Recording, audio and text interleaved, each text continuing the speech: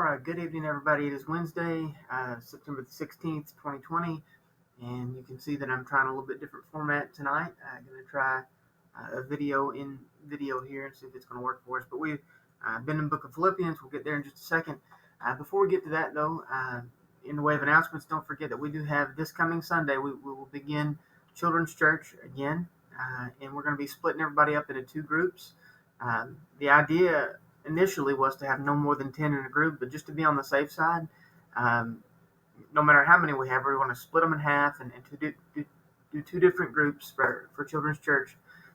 We are looking also at Wednesday nights soon, probably after fall break before we do that, and it's going to be focused on tutoring with the school age kids. And backtracking just a little bit, as far as Children's Church is concerned, we do have folks that are on rotation to take care of our kids, but at the same time, we don't want to overwhelm them. So if you are willing to help out a little bit, basically our rotation where they were doing once a month, now they're doing twice a month. So if you want to step up and be a helper or help in some way, maybe even join the rotation, I know that they would be happy for you to do that. So you can get with Becky as far as details regarding that. Any other announcements that you know of that need to be shared, please feel free to share those with me or with Becky, because she's the one that sends out the remind. But we will get those announcements to whoever needs to hear them. Also, keep in mind those that are going to Oklahoma, or if you'd like to be involved with going to Oklahoma to do the construction project, I know that they would appreciate the help. And then we've got folks still waiting to go back into the mission field. Speaking of the mission field, Nick and Ashley will be going back to Africa Friday morning. I think 2 o'clock in the morning is when we're headed over to the airport. So just keep them in your prayers as well. All right, so we've been in the book of Philippians for a little while, and when we left off, I think last week we left off at verse 28. We're going to pick up actually at verse 27 tonight, and we looked a little bit at this again last week, but we're going to add a little bit more to it tonight. Paul says this to the church at Philippi: just one thing, live your life in a manner worthy of the gospel of Christ. Then whether I come and see you or am absent, I will hear about you. And that you are standing firm in one spirit with one mind, working side by side for the faith that comes from the gospel, not being frightened in any way by your opponents. And then he goes on, this is a sign of destruction for them, but of your deliverance. And this is from God, for it has been given to you on Christ's behalf not only to believe in him, but also to suffer for him, having the same struggle that you saw I had, and now hear that I have. I want to back up just a little bit, and we looked at this last week. But in verse 28, he says, not being frightened in any way by your opponents. So people who very actively want to stop the spread of the gospel. Okay? But then he says something kind of curious. He says, this is a sign of destruction for them, but of your deliverance. So this is a sign. What is a sign? Well, you go back to verse 27 and you see the standing firm, the in one spirit with one mind, the working side by side. So you've got, the defensive nature or defensive stance of, standing firm and as a team or with togetherness. And then you got the offensive side of it, the working side, actually going to work to share the gospel with people. So Paul says that these three things, standing firm, being in one spirit with one mind, and working, these three things are a sign. A sign of what? Well, a sign of destruction for them, but of your deliverance. Well, how is it a sign for their deliverance? And we would put ourselves in their shoes as well. He says, okay? This is a sign.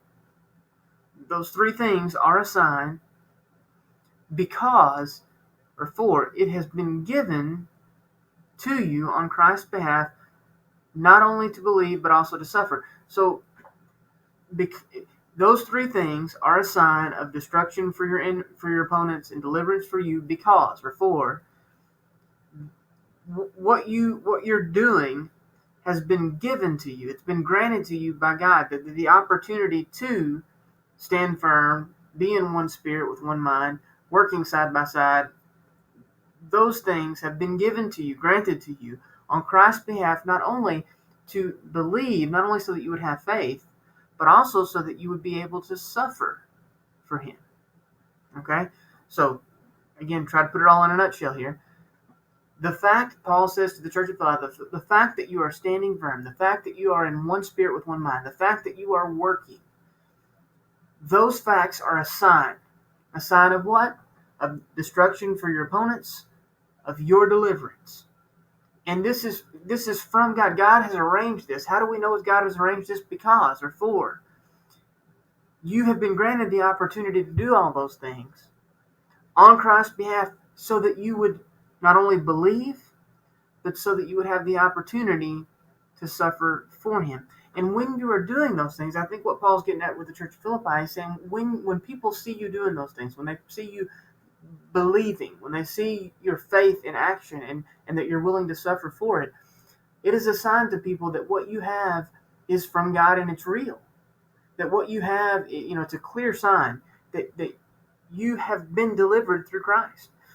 And when he says, maybe the word destruction, it sounds very harsh. It is harsh, but I think maybe we use that word a little bit differently than Paul does. Paul is just saying that people will see your belief and your willingness to suffer, and they'll realize that they are on a destructive path, that they need to turn, that they need to repent, right? And so he's saying this is a sign for them, for your opponents, that they're headed in the wrong direction. It's a sign of your deliverance because God has given you the opportunity to do these things so that you might believe and so that you would suffer. And in turn, those experiences are going to be a sign of your deliverance and a sign of the fact that your opponents need to change course. Okay? Now for the more interesting thing, and maybe the connection that you might not have made. When you get to verse 30, he says, having the same struggle that you saw I had, and now hear that I have.